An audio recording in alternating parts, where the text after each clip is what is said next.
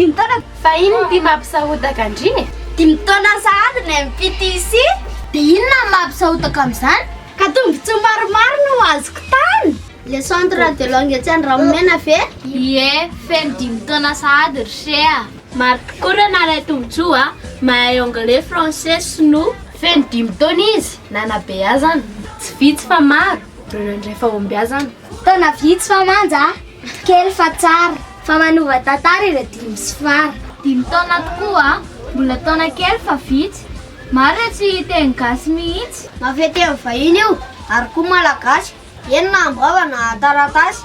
Iry zareo fa 5 taona monja, fa marina tsy mba nanenina rionja. Marina kio raha 70 taona, tsy lo bavatra mona. Iry zareo tena miavaka tokoa. Zokinay taona ny teny sinoa, vao tsy ampy taona izy niteny eraky ny trano.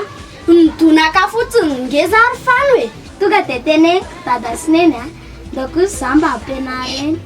Dia raha ianatra zany nareo sy fafa, dia tsy teny gasy tsony nareo Selina.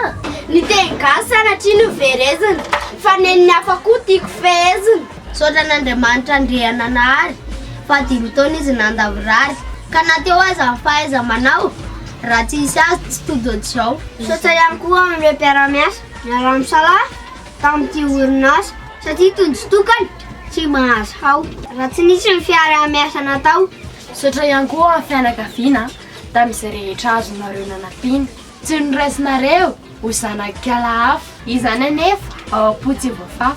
Tsy adonona ny saotra ireo namana, niara-nanoana ny fandray tanana. Saotra ireo mpianatra, safidiny MPTC, na ireo tany ivelany, na ny taty. Tsy fisaorana kely fa tena lehibe ministeran'ny Centrafort izay nanome ny agrément na fahananana totosana tao anatin'ny 5 izay taona nombana. Mandroso misoratra anarana ary, fa sara ampidirana natao mirary. Raisina avokoa, na kely na lehibe, na olon-tsotra io, na sosiete, na soe.